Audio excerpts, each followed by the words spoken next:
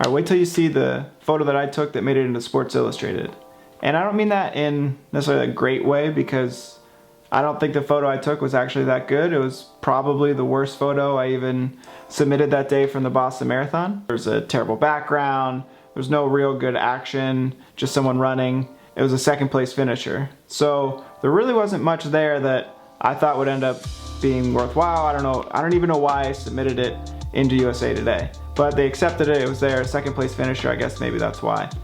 But I think there's a good lesson here, because to have a successful photography business, whether it's sports, portraits, whatever it is, all you really need to do 90% of the time is get nice, clean images that tell the story, or just that images that your clients want, right? They don't have to be crazy, cool images, they don't have to be double exposures, shutter drags, things like that. Those are the things that I love doing. It's fun to make those photos, but they don't actually make me money. The ones that make me money are the ones that where the background's so bad, they have to cut out the subject to put them in Sports Illustrated.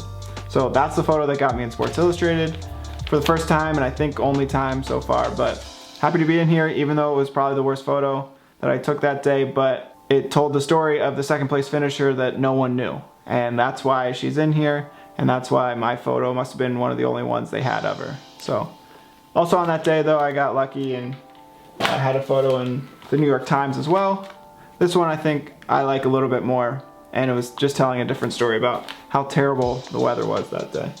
I think this is why some people get burnt out on photography and sports photography, because when you start shooting, you're just kind of shooting whatever you want, it's fun, you get images that you like, but when you start trying to make money, you're just taking a lot of the same images over and over again, and that's how you get paid. You get the nice clean images that are going to be used in magazines or that parents want to buy to put up on their walls. But it's a struggle for me because I love creating those more, I guess, artistic photos, creative photos, unique things that help keep me interested in photographing. So I think 90% of the time I'm taking those standard, normal, clean images, and maybe the other 10% I'm just trying to do something weird, something crazy, something I haven't tried before, I saw someone else do. And that 10% is what keeps me interested and keeps me going and keeps me shooting.